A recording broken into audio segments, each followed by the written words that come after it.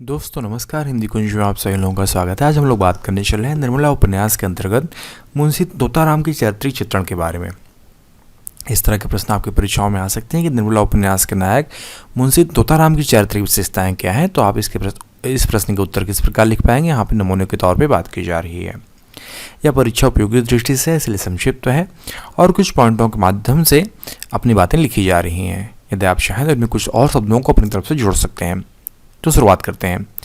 यदि आप हिंदी कुंज चैनल में पहली बार हैं तो यूट्यूब पर हिंदी कुंज चैनल को सब्सक्राइब कर लें ताकि आपको हिंदी भाषा और साहित्य की उपयोगी जानकारी प्राप्त होती रहे। तो शुरुआत करते हैं मुंशी तोताराम का चरित्र चित्रण के बारे में। जैसा कि हम सभी जानते हैं कि निर्मला उपन्यास मुंशी प्रेमचंद जी का प्रसिद्ध सामाजिक उपन्यास है और इस उपन्यास में मुंशी प्रेमचंद जी ने बेमेल विवाह व दहेज प्रथा की समस्या को दर्शाया है। निर्मला उपन्यास में नायक मुंशी तोताराम है जो कि नायिका निर्मला के पति हैं। अब हम मुंशी तोताराम की चारित्रिक विशेषताओं को कुछ बिंदुओं के माध्यम से समझ सकते हैं। तो पहला पॉइंट क्या रहेगा? पहला पॉइंट ये है कि अदूरदर्शी व्यक्तित्व। तो मुंशी तोताराम जी अदूरदर्शी व्यक्तित्व हैं। निर्मला उपन्यास में निर्मला का पति तोताराम एक अदूरदर्शी व्यक्ति के रूप में चित्रित हुआ है। तोताराम के 3 बेटे हैं और पत्नी के स्वर्गवासी होने के पश्चात भी विधवा बहन रुक्मिणी के माध्यम से घर सुव्यवस्थित रूप से चल रहा था। फिर भी तोताराम विवाह करने को लालयित हैं और अपने बड़े पुत्र मनसाराम की लगभग हम उम्र लड़की निर्मला से विवाह कर लेते हैं। वह निर्मला और अपने मध्य आयु के अंतर को नहीं जानते और विचार नहीं करते।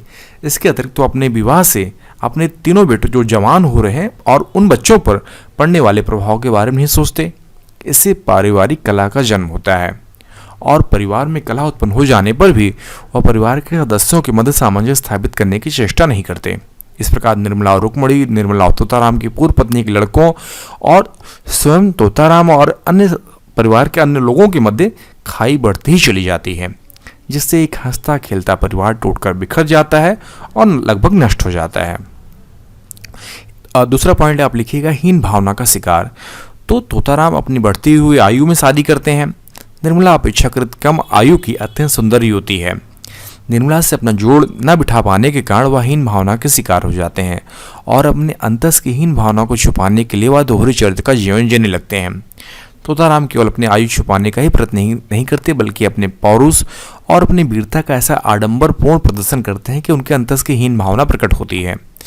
परिवार के छोटे बड़े झगड़ों में भी निर्मला की प्रसन्नता का ध्यान रखते हुए और अपनी पांडित्य प्रदर्शन करने के कारण वह तटस्थ नहीं रह पाते और निर्मला का ही पक्षधर बने रहते हैं। इतना ही नहीं, अपनी हीन भावना के कारण वह अपने पुत्र से भी पिता जैसा व्यवहार करने में अक्षम हो जाते हैं। इसके बाद आप पॉइंट लिखिएगा, परिहास का पात्र। तो तोताराम अपनी युवा पत्नी निर्मला को प्रभावित करने के लिए अपनी वीरता के अविश्वसनीय किस्से सुनाते रहते हैं।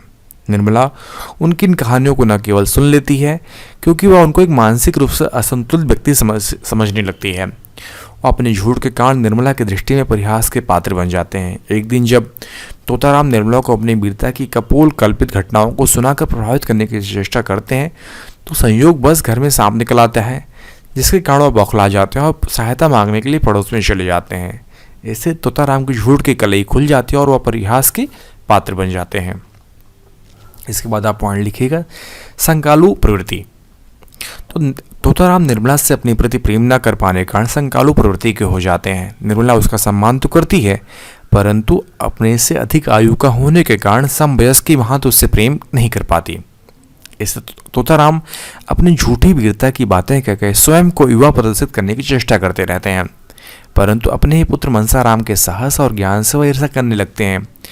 निर्मला के मनसाराम के प्रति स्वाभाविक स्नेह को तोताराम संदेह की दृष्टि से देखते हैं, जिसके कारण घर में तनाव व्याप्त हो जाता है और मनसाराम को घर छोड़ना पड़ता है। बीमार मनसाराम को भी तोताराम अपनी संकालू प्रवृत्ति के कारण घर नहीं ले आते और मनसाराम के अस्पताल से चलने के आग्रह पर भी मन ही मन प्रसन्न होकर उसे अस्पताल में भर्ती करवाते हैं और चेष्टा करते हैं कि निर्मला की भेंट मनसाराम से न होने पाए। असफल पिता। तो तोताराम एक असफल पिता है। वो अपने पुत्रों के प्रति अपने दायित्वों का निर्वाह नहीं कर पाते। तोताराम बिना पुत्रों की इच्छा जाने बिना विवाह कर लेते हैं और फिर अपने ही बड़े बेटे मनसाराम पर संदेह करते हैं और उसके जीवन को नष्ट कर देते हैं। इस प्रकार वो अपने दूसरे बेटे जियाराम के मन की था भी नहीं ले पाते और वह भी कुसंगति का शिकार होकर अकाल मृत्यु को प्राप्त हो जाता है। तो इस प्रकार जियाराम कुसंगति का शिकार होकर अकाल मृत्यु को प्राप्त होता है। सियाराम के प्रति निर्मला के कठोर आचरण को देखकर भी तोताराम सियाराम के भविष्य के प्रति सचेत नहीं होते। इस प्रकार अपने बीते हुए समय से वह कोई शिक्षा नहीं लेते और अपने तीसरे बेटे सियाराम को भी गंवा देते हैं। तोताराम अपने पुत्रों के प्रति अपने कर्तव्य से केवल उदासीन ही नहीं रहते, वरन उनके अंत का कारण भी बन जाते हैं। इस प्रकार वह एक अत्यंत असफल पिता के रूप में दिखलाई पड़ते हैं। पलायनवादी।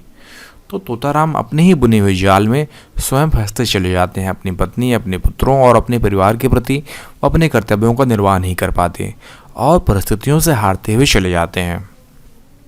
अंत में निर्मला, रुक्मणी और अबोध पुत्री के भरण पोषण का कोई प्रबंध किए बिना ही घर छोड़कर चले जाते हैं।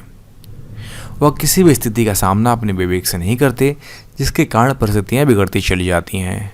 वह दूरदर्शी निर्णय लेने के स्थान पर क्षणिक फल की प्राप्ति में अपना सारा जीवन गंवा देते हैं और परिवार के प्रत्येक सदस्य की दृष्टि में गिर जाते हैं। अब आप लिखिएगा पॉइंट, परिस्थितिजन्य अपराधी। तो इस उपन्यास में तोताराम एक परिस्थितिजन्य अपराधी बन के रह जाते हैं। अपनी पत्नी की मृत्यु के बाद परिवार की देखरेख के लिए निर्मला से विवाह करना तोताराम के लिए अशुभ का संकेत बन जाता है। कम आयु की अत्यंत सुंदर कन्या निर्मला के मन को जीत न पाने के कारण तोताराम अपने पुत्र पर संदेह करने लगते हैं और उसकी मृत्यु और बीमारी का कारण बनते हैं। पुत्र की मृत्यु के बाद दुख से टूटा हुआ तोताराम अदालत में अपने ही मुकदमे की पैरवी नहीं कर पाता और अपना मकान कुर्की में गंवा बैठता है। अपनी पूरी चेष्टा करने के बाद भी वह दोबारा अपनी वकालत जमा नहीं पाता और तंगहाली का शिकार होता चला जाता है।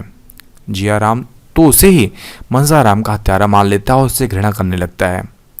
तो इस प्रकार पूरे उपन्यास निर्मला उपन्यास में तोताराम द्वारा बेमेल विवाह करने का अपराध के कारण ही उसे एक ऐसी परिस्थितियों में उलझाता चला जाता है जिनसे बाहर निकलने का रास्ता दिखलाई नहीं पड़ता।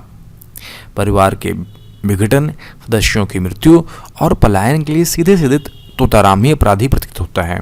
निश्चय ही विवाह से पूर्व उसने इन परिस्थितियों की कल्पना नहीं की थी। इस प्रकार तोताराम आलोच्य उपन्यास निर्मला में अपराध के नीति के बिना ही अपराधी दिखलाई पड़ता है। अतः तोताराम को परिस्थितिजन्य अपराधी की संज्ञा दी जा सकती है। तो इस प्रकार आप तोताराम की चारित्रिक विशेषताओं को चित्रण को कुछ पॉइंटों के माध्यम से ले सकते हैं और वे कुछ बिंदु प्रमुख हैं, जिसमें है अदूरदर्शी व्यक्तित्व, आप लिखिएगा हीन भावना का शिकार, परिहास का पात्र, इसके बाद संकालो प्रवृत्ति और असफल पिता, पलायनवादी और परिस्थितिजन्य अपराधी।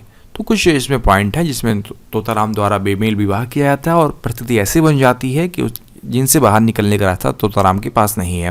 परिवार का विघटन हो जाता है, लोगों की मृत्यु हो जाती है और पलायन के लिए सीधे सीधे जिम्मेदार तोताराम ही हैं। तोताराम ने भले ही इन सारी बातों को आप पहले न सोचा रहा हो, लेकिन बाद में ही होता है और अपराध की नीति के बिना ही वो अपराधी बन जाते हैं।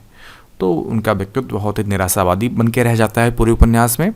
तो आप यदि आपको लेख लिखित रूप में चाहिए तो नीचे डिस्क्रिप्शन बॉक्स में लिंक दिया गया है, जहाँ पर आप जाकर मुंशी तोताराम का चरित्र चित्रण लिखित रूप में प्राप्त कर सकते हैं। यदि आपको निर्मला उपन्यास से संबंधित और अधिक नोट्स चाहिए तो आप hindicoin.com को विजिट करें, वहाँ पे आपके लिए उपयोगी धन सामग्री उपलब्ध कराई गई है। आशा करता हूँ कि वीडियो आप सभी के लिए उपयोगी सिद्ध होगा। वीडियो देखने के लिए बहुत बहुत आप सभी का धन्यवाद।